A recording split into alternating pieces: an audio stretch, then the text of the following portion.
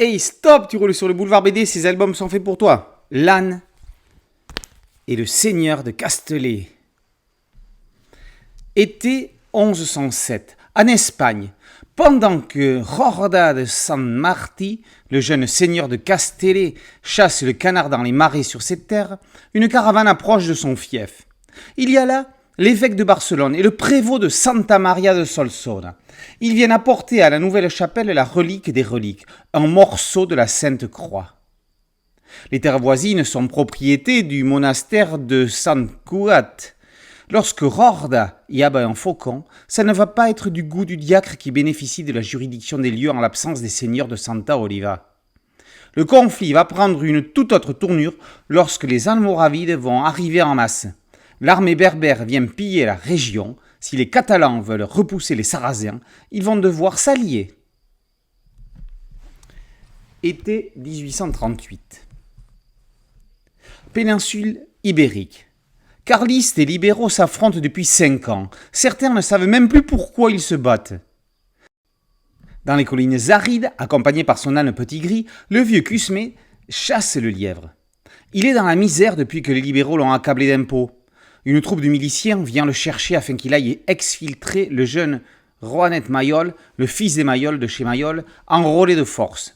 Si jamais les pétochards qui ont fait ça comprennent qui il est, ils voudront l'échanger contre une rançon.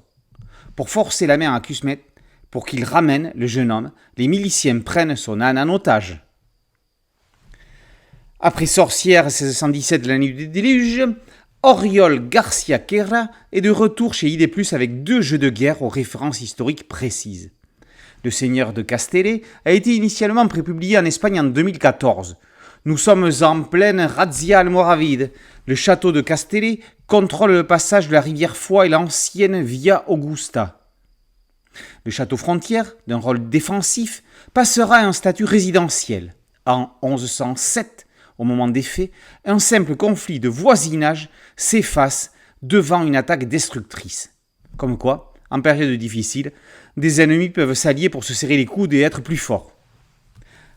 L'âne 1838, guerre et famine, est une autre histoire de solidarité et de jeu de guerre.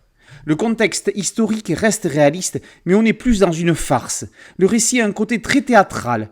Dans les 2 albums, des cahiers explicatifs remettent tout le contexte en place, permettant en outre de bénéficier de belles et grandes illustrations de l'auteur. Avec ses récits hispaniques et de tout siècle, Oriol Garcia Querra est en train de se faire une place de choix en France, que ce soit graphiquement ou scénaristiquement, en particulier avec l'âne, il marche sur les pas de Jean-Pierre Gibrat, excusez du peu. Il n'y a rien de plus poussif que les histoires historiques trop didactiques et sans histoire. Oriol Garcia Querra a tout compris et fait tout le contraire. Ses albums sont de vraies aventures avec tout ce qu'il y a de plausible. Un auteur à suivre de près. Le Seigneur de Castellet et l'âne, par Oriol Garcia Querra, sont parus chez ID+.